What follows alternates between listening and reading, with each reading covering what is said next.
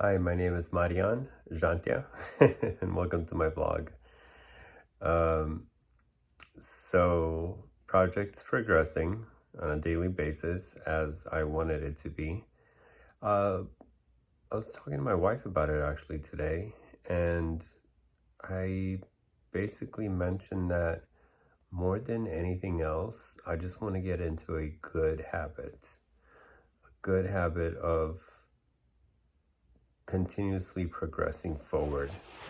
Like, it doesn't have to be anything concrete and definitive at the moment. It just has to be consistent. And with my ADHD, that's a little hard. And so I know that any kind of positive motion, positive movement forward on a daily basis is going to be what helps me overcome a lot of my I feel like a lot of my previous weaknesses, but not going forward. And so that's what I'm going to do. I'm going to continuously work on a daily basis, even if it's just writing down one sentence or reading one paragraph, and then document it in this video as a reference point of accountability for myself. And that's what I'm going to keep doing. Today, I was looking a little bit into holograms, and a couple days ago, I was thinking of using 2, maybe 3 projectors, especially in a bright room. But today I finally read something that totally made sense, and it was really stupid of me to think about it. But still, I'm learning from my mistakes and foolishness, and just better understanding the technology I'm going to be working with, because I was thinking that you could actually, I didn't think much about it, honestly. I was like, well, 2 obviously would be better than 1, but apparently it doesn't really matter if you have 2, because they just kind of have to fight over the same light. I don't know, it basically cancels it out or weakens it or something, and it doesn't really make it any better, is the gist of it. And I don't think I'm going to go into it any further because it just doesn't make sense. So I'm going to leave that at that. I also looked into, like I said, holograms. I barely touched the surface of holograms, and I definitely don't think I will go that route. It's too, at the moment, it seems like it's too cumbersome and complicated and not necessary, especially what I need to achieve.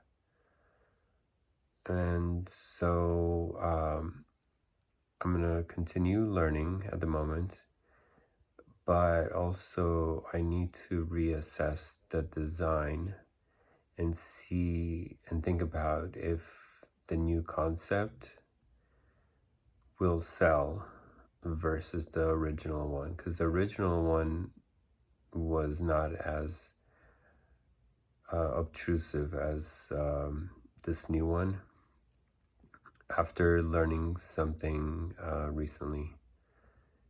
And yeah, so that's going to be a big issue to think about, like, how can I make this as, like, not as obstructive and obtrusive as the original one was going to be, because it needs to be elegant, it needs to look nice, smooth, it has to have a really nice design aspect to it. And I don't think that I mean, I have a couple concepts of the new design that might help, might work, might look nice, but I don't know. So yeah, so that's something that is new in my mind with regards to the project. In other news, Apple is finally talking about releasing Apple Glass or Apple VR, I forget which one, but it's going to be all the way in 2022, 23. Expensive and not promising is what I understand. And so it's not there. I think the person who stumbled upon this story from Bloomberg, he mentioned that they're going to learn from it, and it's not going to be basically their Apple iPhone product. Like when the Apple iPhone first came out, it's not going to be that. It's going to be the thing right before that, because there are still a lot of technology hurdles that they have to overcome, is my understanding. But it's still going to be very expensive, and it's not going to be for everyone. It's not going to be mass market. It's something around, I don't know, they were saying really high price points, between $4,000 and $6,000 or something. So I don't know, like there were rumors about them going into VR or glass in about, I think it was in December. And so yeah, that's starting to really release and come to fruition. It's not typical for Apple to go this route. They normally kind of stay very secretive about things and just suddenly all of a sudden release something unique and big. But this route, they're actually going very slow and steady.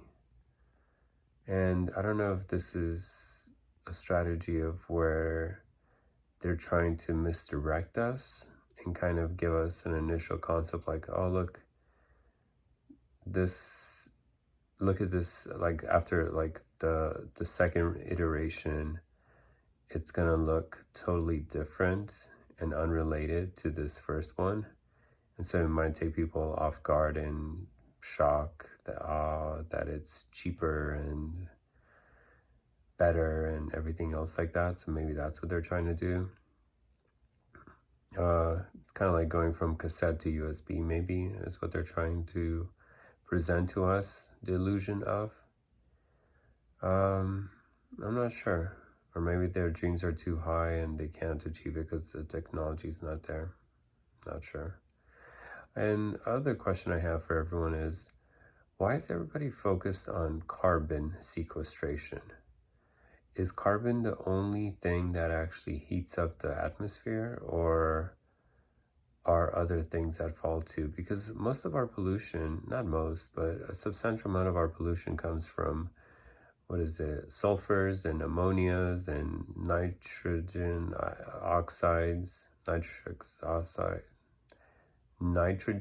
oxide, NOxes, and also particles that are smaller than 2 microns, PM 2.5 microns, and voxes inside the house, everything that we have in the house, like from the paint to the carpet to the glues that hold the carpet to all the different threads and chemicals. They also emit all sorts of toxic chemicals.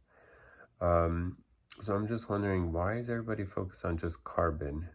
Because Elon Musk just proposed that there's $100 million prize for carbon sequestration of some sort, or carbon capture.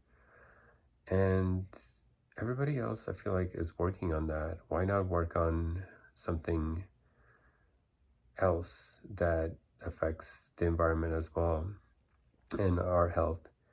So it might just be something that they're struggling with regards to maybe SpaceX rockets, because they're trying to make something more efficient, like the Sabatier process of creating methane.